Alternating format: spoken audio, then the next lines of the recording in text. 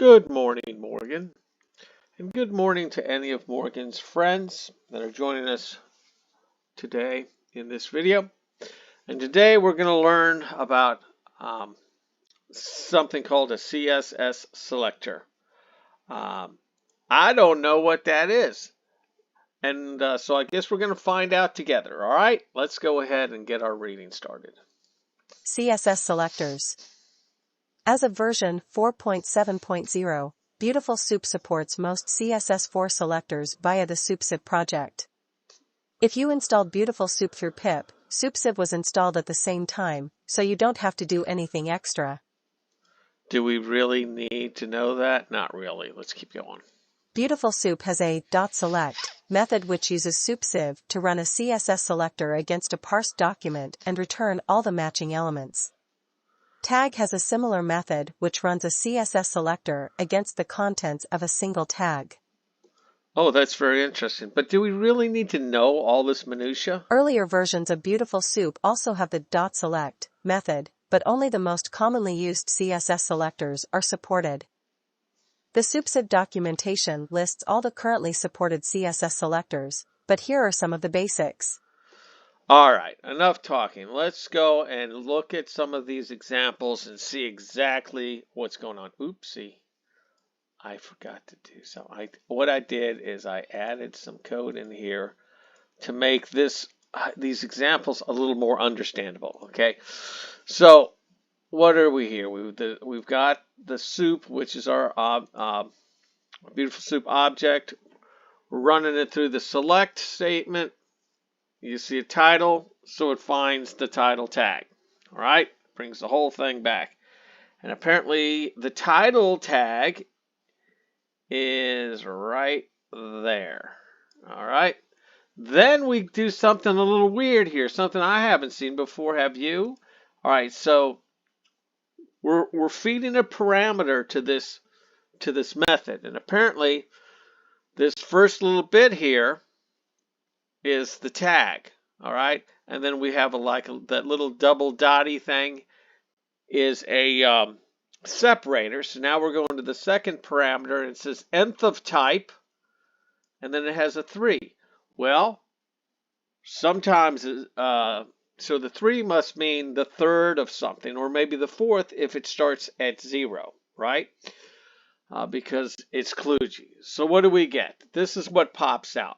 Okay, P space class equals story blot dot dot dot. Well, where is that? Oh, it's down here, and surprise, surprise, it's the third time that happens, right?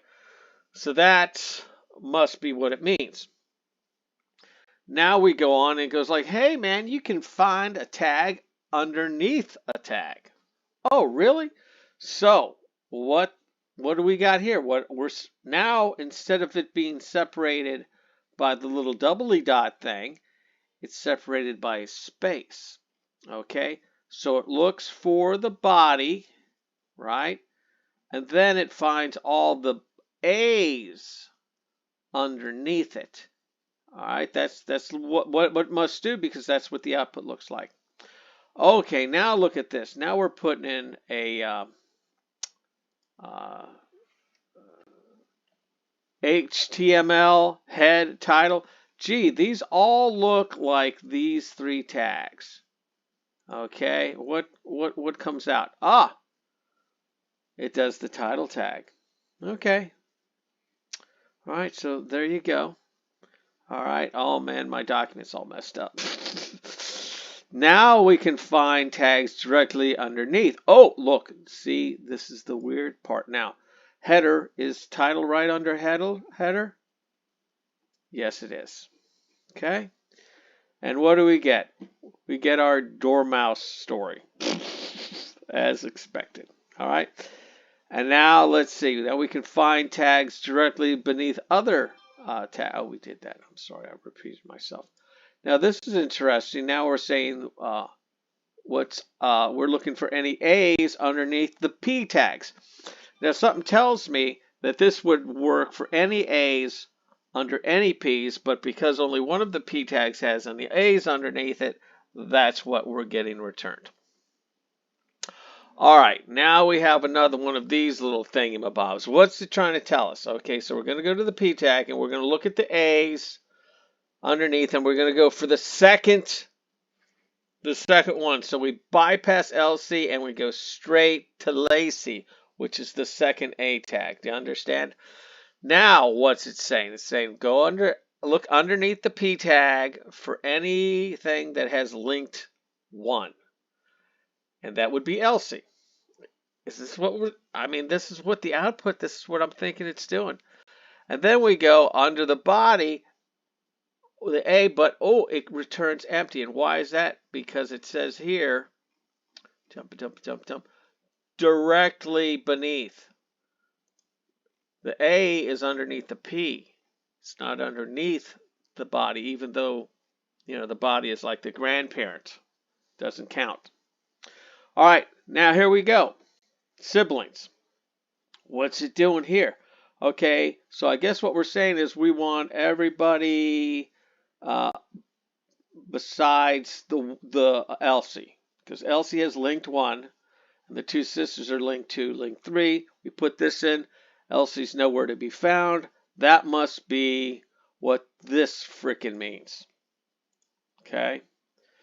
Then we got a plus. What does that mean? Looks like we're only interested in, is it just 1? Okay, so what does that mean? Okay, so with this little doohickey, we get all the siblings, but with this one, we only get the next one, and it doesn't care about Tilly. That's just mean.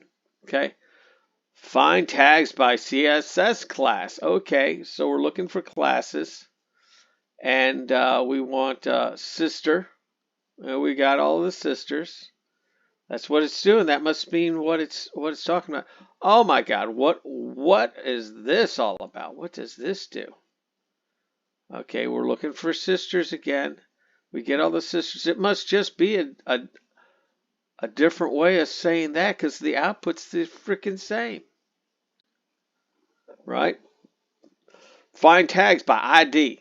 ID? Where's the ID? Oh. The ID is the one with all the links in it, right? All right. I thought that's what we were doing up here. Did I freaking double copy something? Okay. So we say we want the linked 1. Is it equal? Yeah. Okay. So we get the whole tag. Now we want 2. So now Lacey shows up. All right. Fine. Find tags that match any selector from a list of selectors. Oh, well, that's cool. All right. So we put a comma in and we get 1 and 2. We get the Elsie and the Lacey. All right. Test for the existence of an attribute. Well, that's pretty good. So what are we looking for? We're looking for any A tag that has an attribute of href underneath it. There's href. We get all 3 sisters. Okay, and that's what the output shows. Now, what are we looking? Find tags by attribute value. Okay, so look at this. Before it was like in the little double brackets or whatever you call that thing, right? Now what do? We put an equal sign and we put the value in that we're looking for. All right, so apparently we're only looking for Elsie this time, and that's what we got. Now in this one, what are we going here? We want, and we would just want it was that says HTML value. Okay, and okay, that's it. See, they left off the Elsie bit, and by doing that, we got all 3 of the sisters. Wow, isn't that cool? Oh my God, what are we doing now? Now they've added in a $sign equals to Tilly.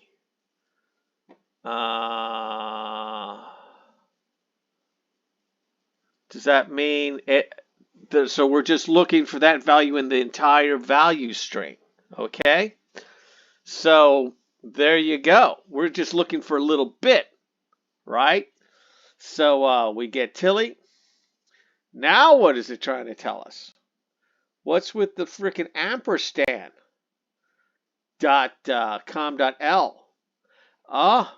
It's another, I guess it's another way to look for a little bit and piece. These are actually handy little tools when you're looking for a little bit in there. Yeah. All right. Oh man, I really screwed up. I gotta have to fix the formatting.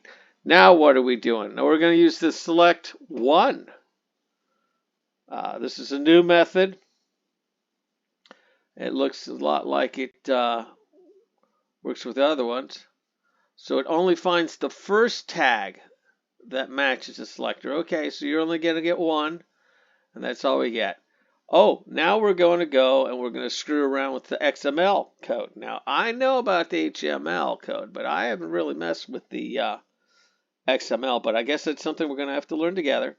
So, oh, I changed this in the code because I didn't like it to say soup.blah, blah, blah. So I put it like a little .xml. And surprise, surprise, you know, it goes and it finds everything that we would look for. And then there's some boring text. And with that went over 10 minutes. That's too long. So that's it for the reading. Let's go. Here we are in the code.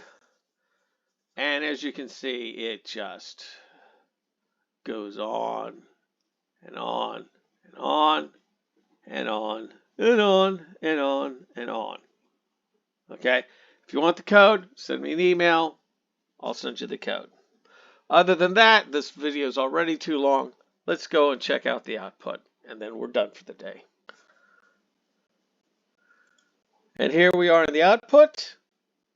Now, you know, we're just screenshotting this, but you know, I could put this to a text file if I wanted to, but why bother? Right? Anyway, there you go. There's the output. I like it. I really wish I could freaking make it pertified. But apparently I can't. At least I haven't figured out how to do that yet. And with that, the video is over for today. I hope you learned something from it. So now go out, play, try not to get in too much trouble, and we'll see you in the next video. Hasta la vista.